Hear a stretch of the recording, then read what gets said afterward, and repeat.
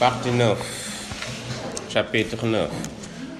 Maodo te hissa à sa hauteur, lui fils de princesse, toi, enfant des forges.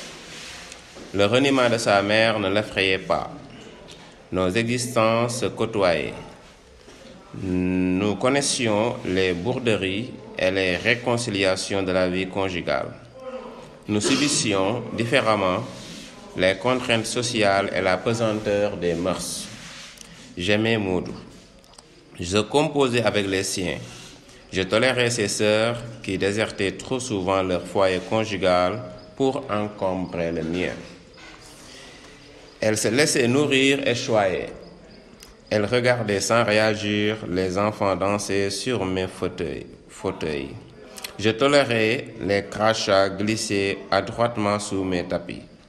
Sa mère passait et repassait, au gré de ses courses, toujours flanquée d'amies différentes, pour leur montrer la réussite sociale de son fils et surtout leur faire toucher du doigt sa suprématie dans cette belle maison qu'elle n'habitait pas.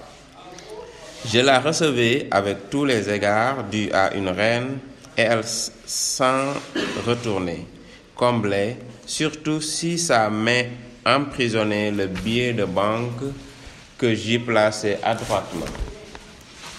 Mais à peine sortie de la maison, elle pensait à la nouvelle vague d'amis qu'elle devait prochainement épater. Le père de Maodo était plus compréhensif. Il nous visitait le plus souvent sans s'asseoir. Il acceptait un verre d'eau fraîche et s'en allait après avoir renouvelé ses prières de protection pour la maison. Je savais sourire aux uns et aux autres et accepter de perdre un temps utile en futiles palabres. Mes belles-sœurs me croyaient soustraite aux corvées ménagères. Avec tes deux bonnes, insistait-elle. Allez leur expliquer qu'une femme qui travaille n'en est pas moins responsable de son foyer. Allez leur expliquer que rien ne va si vous ne descendez pas dans l'arène, que vous avez tout à vérifier, souvent tout à reprendre, ménage, cuisine, repassage. Vous avez des enfants à débarbouiller, le mari à soigner. La femme qui travaille a des charges doubles, aussi écrasantes les unes que les autres, qu'elle essaie de réconcilier. Comment les concilier? Là réside tout un savoir-faire qui différencie les foyers. Certaines de mes belles-sœurs n'enviaient guère ma façon de vivre. Elles me voyaient me démener à la maison après le dur travail de l'école. Elles appréciaient leur confort, leur tranquillité d'esprit, leur moment de loisir et se laissaient entretenir par leur mari et que les charges écrasaient. D'autres, limités dans leurs réflexions, enviaient mon confort et mon pouvoir d'achat. Elles s'extasiaient devant les nombreux trucs de ma maison, fourneau à gaz, moulin à légumes, pince à sucre. Elles oubliaient la source de cette aisance. Debout la première, couchée la dernière, toujours en train de travailler. Toi, Aïssatou, tu laissas ta belle famille barricadée dans sa dignité boudeuse. Tu te lamentais, ta belle famille t'estime, tu dois bien la traiter. Moi, la mienne me regarde du haut de sa noblesse déchue. Qui puis-je? Tandis que la mère de Maodo pensait à sa vengeance, nous vivions réveillons de Noël organisés par plusieurs couples dont les frais étaient équitablement partagés et abrités par chaque foyer à tour de rôle. Nous exhumions sans complexe les pas d'Aton. Biguine ardente, rumba frénétique, tango langoureux. Nous retrouvions les battements de cœur anciens qui fortifiaient nos sentiments. Nous sortions aussi de la ville étouffante pour humer l'air sain des banlieues marines. nous longions la corniche dakaroise, l'une des plus belles de l'Afrique de l'Ouest. Véritable œuvre d'art de la nature. Des rochers arrondis ou pointus, noirs ou ocre, dominaient l'océan. De la verdure, parfois de véritables jardins suspendus, s'épanouissaient sous le ciel clair. Nous débouchions sur la route de Ouakam, qui mène également à Ngor et plus loin à l'aérogare de Yoff. Nous reconnaissions au passage la ruelle qui mène en profondeur à la plage des Almadies. Notre halte préférée était la plage de Ngor, située au village du même nom, où de vieux pêcheurs barbus raccommodaient les filets sous les benteigniers. Des enfants nus et morveux jouaient en toute liberté, s'ils ne s'ébattaient pas dans la mer. Sur le sable fin, rincé par la vague et gorgé d'eau, des pirogues, peintes naïvement, attendaient leur tour d'être lancées sur les eaux. Dans leurs coques luisaient de petites flaques bleues pleines de ciel et de soleil. Quelle souffrance les jours de fête! De nombreuses familles, assoiffées d'espace et d'air pur, déambulaient. On se dénudait sans complexe, tenté par la caresse bienfaisante de la brise iodée et la tiédeur des rayons solaires. Des fainéants dormaient sous les parasols déployés. Quelques gamins, pelles et seaux en main, bâtissaient et démolissaient les châteaux de leur imagination. Le soir, les pêcheurs revenaient de leur randonnée laborieuse. Ils avaient échappé, une fois de plus, au piège mouvant de la mer. De simples lignes noires à l'horizon, les barques devenaient plus distinctes les unes des autres, au fur et à mesure de leurs approches. Elles dansaient dans les creux des vagues, puis se laissaient paresseusement drainer. Des pêcheurs descendaient gaiement voiles et matériel, tandis que d'autres rassemblaient leurs moissons frétillantes. Certains essoraient leurs habits, trempés en les tordant et épongeaient leur front.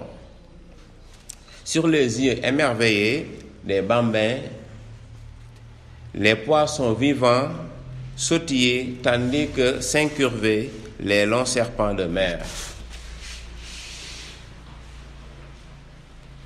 Rien n'est plus beau qu'un poisson à la sortie de l'eau, avec son œil clair et frais, ses écailles dorées ou argentées et ses beaux reflets bleutés. Des mets triés, groupés, divisés. Pour la maison, nous faisions d'intéressantes provisions. L'air marin nous incitait à la bonne humeur. Le plaisir que nous goûtions et qui fêtait tous nos sens enivrait sainement aussi bien le riche que le pauvre. Notre communion avec la nature profonde, insondable et illimitée, désintoxiquait notre âme. Le découragement et la tristesse s'en allaient, soudainement remplacés par des sentiments de plénitude et d'épanouissement. Revigorés, nous reprenions le chemin de nos foyers, comme nous avions le secret des bonheurs simples, cure bienfaisante dans la tourmente des jours. Te souviens-tu des pique-niques organisés à Sangalkam, dans le champ que Maodo Ba avait hérité de son père? Sangalkam reste le refuge des Dakarois qui désirent rompre avec la frénésie de la ville. Beaucoup de propriétés s'y côtoient, donc achetées par des jeunes qui y ont installé de véritables résidences secondaires. Ces espaces verts sont propices au repos, à la méditation et au défoulement des enfants. La route de Rufisque mène à cette oasis. La mère de Maodo avait entretenu le champ avant le mariage de son fils. Le souvenir de son mari l'avait rivé à cette parcelle de terre où leurs mains unies et patientes avaient discipliné la végétation qui émerveillait nos yeux. Toi, tu y avais ajouté la petite construction du fond, 3 chambrettes simples, une salle d'eau, une cuisine. Tu avais fleuri abondamment quelques coins. Tu avais fait bâtir un poulailler, puis un enclos pour des moutons. Des cocotiers au feuillage entrecroisé protégés du soleil. Des sapotis fondantes voisinaient avec les odorantes grenades. Des mangues lourdes à porter faisaient ployer des branches. Des papayes qui ressemblaient à des seins multiformes restaient tentantes et inaccessibles au sommet des troncs élancés. Feuilles vertes et feuilles bronzées, herbes nouvelles et herbes fanées jonchaient le sol. Sous nos pas, des fourmis reconstruisaient inlassablement leur logis. Que l'ombre était tiède sur les lits de camp dressés. Les équipes de jeu se succédaient dans la clameur victorieuse et les lamentations de la défaite, ou les lamentations de la défaite. Et nous gavions des fruits à portée de la main, et nous buvions l'eau des noix de coco, et nous racontions des histoires salées, et nous trémoussions, invités par les accents violents d'un phonographe, et l'agneau assaisonné de poivre, d'ail, beurre, piment, grillé sur le feu de bois. Et nous vivions debout dans nos classes surchargées. Nous étions une poussée de gigantesques efforts à accomplir pour la régression de l'ignorance. Chaque métier, intellectuel ou manuel, mérite considération, qu'il requiert un pénible effort physique ou de la dextérité, des connaissances étendues ou une patience de fourmi. La nôtre, comme celui du médecin, n'admet pas l'erreur. On ne badine pas avec la vie. Et la vie, c'est à la fois le corps et l'esprit. Déformer une âme est aussi sacrilège qu'un assassinat. Les enseignants, ceux du cours maternel autant que ceux des universités, forment une armée noble aux exploits quotidiens. Jamais chantée, jamais décorée. Armée toujours en marche, toujours vigilante. Armée sans tambour, sans uniforme rutilant. Cette armée-là, déjouant pièges et embûches, plante partout le drapeau du savoir et de la vertu. Comme nous aimions ce sacerdoce, humble institutrice d'humble école de quartier, comme nous servions avec foi notre métier et comme nous nous dépensions pour l'honorer.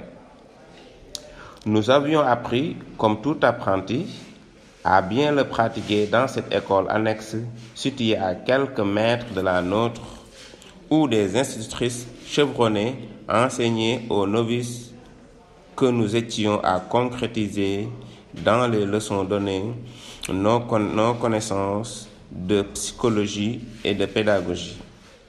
Nous stimulions le déferlement des vagues enfantines qui emportaient dans leurs plis un peu de notre être.